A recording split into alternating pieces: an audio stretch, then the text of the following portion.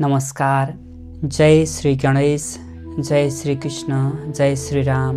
भक्ति सनातन मार्गको तेस्रो श्रृङ्खलामा हजुरहरू सबै साधकजनहरूमा हार्दिक स्वागत गर्दछु। म हुँ सो अध्याय कृष्ण। हृदय चिन्तन र सत्य मार्गका सुगन्धित विचारहरू बोकेर फेरि एकपटक हजुरहरूमाझ उपस्थित भएको छु। आज हामी अत्यन्तै मर्मस्पर्शी, जीवन परिवर्तनकारी र आध्यात्मिक रूपमा गहिरो विषयमा प्रवेश गर्दैछौँ। भगवान, भक्ति, प्रेम र आमा बुबा, जीवनका प्रथम देवता। प्रियजनहरू, हामी सबैको जीवनमा प्रेमको पहिलो पाठशाला कहिले सुरु हुन्छ त? के भगवानको भजन गाएर वा शास्त्रहरू पढेर या मन्दिर धाएर? होइन। प्रेम हामीले पहिलो पटक सिक्छौँ आमा बुबाको न्यानो काखमा, उहाँहरूको मायालु नजरमा र उहाँहरूको हातको कोमल स्पर्शमा। शास्त्रमा भनिएको छ, मातृदेवो भव, पितृदेवो भव, आचार्य देवो भव, अतिथि देवो भव। अर्थात् आमा बुबालाई देवता जस्तै मान, उहाँहरूको सधैँ सम्मान गर। आचार्य र अतिथिहरूलाई पनि देवता सरह मान। किनकि प्रेमको पहिलो स्वर, भक्तिको पहिलो धुन, आशाको पहिलो उज्यालो सबै आमा बुबाबाटै सुरु हुन्छ। उहाँहरू नै हाम्रो जीवनका प्रथम गुरु हुनुहुन्छ र उहाँहरू नै जीवनका प्रथम भगवान हुनुहुन्छ। कहिलेकाहीँ मानिसहरू सोध्ने गर्छन्, भगवान कहाँ हुनुहुन्छ? म कसरी भगवानलाई देखौँ? प्रियजनहरू, भगवान कहिलेकाहीँ कुनै विशेष स्वरूप लिएर आउनुहुन्छ। अक्सर उहाँहरू हामीलाई हाम्रा आमा बुबाको स्वरमा, उहाँहरूको निस्वार्थ माया, असीम त्याग र अनमोल आशीर्वादमा देखिनुहुन्छ। सन्त भित्रमानन्दले भन्थे, आमा बुबा जीवनका प्रथम देवता र हाम्रो घर नै पहिलो तीर्थ हो। जसो गरी आमा निस्वार्थ करुणाको साकार रूप हुन् भने बुबा धैर्य, कर्तव्यपरायणता र त्यागको आधार स्तम्भ हुन्। यी दुवैको दिव्य मिलन भएपछि जीवनमा भक्ति सजिलै अंकुरिन्छ, पल्लवित हुन्छ। हाम्रो जीवनमा प्रेमका 3 प्रमुख स्वरूपहरू छन्। दिव्य प्रेम, जुन भगवानको प्रेम, यो निस्वार्थ, अनन्त र ध्यान जस्तै शान्त हुन्छ। मीरा, कबीर, तुलसीदास, चैतन्य महाप्रभु जस्ता महान सन्तहरूको प्रेम यसको उत्कृष्ट उदाहरण हो।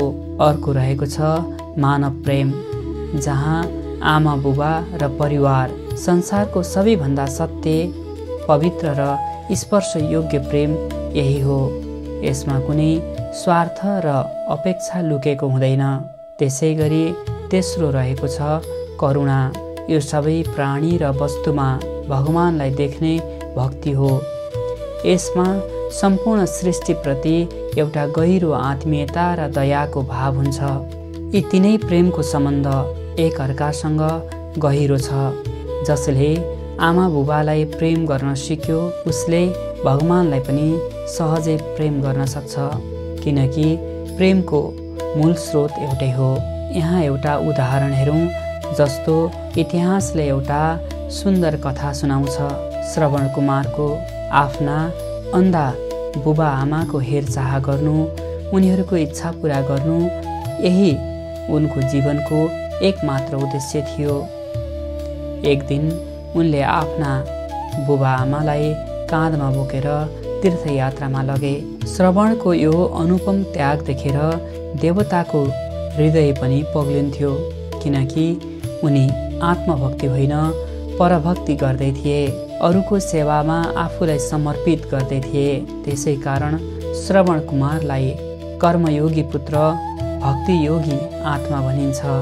उनले सेवालाई नै धर्म बनाए। अर्को उदाहरण हेरौँ, यशोदा कृष्ण मातृत्वको दिव्य भक्ति, जहाँ यशोदा मैया भौतिक दृष्टिले भगवान कृष्णकी जन्म दिने आमा होइनन्, तर प्रेम र वात्सल्यको दृष्टिले उनी कृष्णका सबैभन्दा नजिक थिइन्। उहाँको हृदयको टुक्रा थिइन्। कृष्ण स्वयं भगवान हुन्, तर यशोदाको असीम ममतामा लिप्त भएर उनी रोए, हाँसे, खेलिए, गाईका गोठ र धुलोमा रमाइए। यशोदाको प्रेममा भक्तिको सर्वश्रेष्ठ स्वरूप देखिन्छ, जहाँ भक्तले भगवानलाई पनि आफ्नो बच्चा जस्तै माया स्याहार सुसार गर्ने गर्छ। त्यसै गरी अर्को उदाहरण छ राम दशरथ पितृत्वको पवित्रता। दशरथ रामको नाता केवल पिता छोराको सम्बन्ध मात्र होइन, यो मर्यादा, प्रेम, विश्वास र असीम त्यागको जीवन्त उदाहरण हो। जब मर्यादा पुरुषोत्तम रामचन्द्र 14 वर्षका लागि वनवासी बन्नुभयो, सम्राट दशरथले वियोगमा भन्नुभयो, राम, तिमी बिना मेरो यो संसार अधुरो छ। र यसै वियोग पीडाले दशरथको शरीरले साथ छोड्यो, उहाँले प्राण त्याग गर्नुभयो। यी कथाहरू केवल इतिहास होइनन्, यी प्रेमका शाश्वत स्वरहरू हुन्, जसले हरेक युगमा हामीलाई प्रेरणा दिन्छन्। यसलाई नै पितृभक्ति भनिन्छ, जसको महिमा हाम्रा शास्त्रहरूमा गाइएको छ। पितृदेवो भव अर्थात् पितालाई देवतुल्य मान। अब हेरौँ बुबा आमा र भगवान बीच समानता कसरी रहन्छ। निस्वार्थ प्रेम जुन भगवान आफ्ना भक्तलाई माया गर्नुहुन्छ, त्यसै गरी बुबा आमा आफ्ना सन्तानलाई माया गर्छन्। अथर्ववेदमा भनिएको छ, माता भूमि पुत्रो अहम पृथिव्या, अर्थात् माता भूमि हुन् र म पृथ्वीको पुत्र हुँ। यो श्लोकले माताको विशाल र निस्वार्थ प्रेमलाई दर्शाउँछ। त्यसै गरी त्याग, भगवान यस ब्रह्माण्ड र यसका जीवहरूको रक्षाका लागि त्याग गर्नुहुन्छ। आमा बुबा आफ्ना सन्तानको खुसी र उज्जवल भविष्यका लागि अथाह त्याग गर्छन्। न तेष्यं प्रति निष्कृत्य शक्या कर्तुं वर्ष शतैरपि, अर्थात् 100 वर्षसम्म सेवा गरे पनि आमा बुबाको ऋण चुकाउन सकिँदैन। उहाँहरूको त्याग यति विशाल छ। त्यसै गरी क्षमा, हामीले गल्ती गर्यौँ भने पहिलो क्षमा बुबा आमाबाट नै आउँछ। जस्तै भगवानले हामीलाई क्षमा दिनुहुन्छ। आमाको हृदय क्षमाको सागर हो, पिताको हृदय धैर्यको प्रतीक। त्यसै गरी अर्को रहेको छ सुरक्षा। भगवान र आमा बुबा दुवै हाम्रो जीवनको सुरक्षा कवच हुन्, जो हामीलाई हरेक खतराबाट जोगाउँछन्।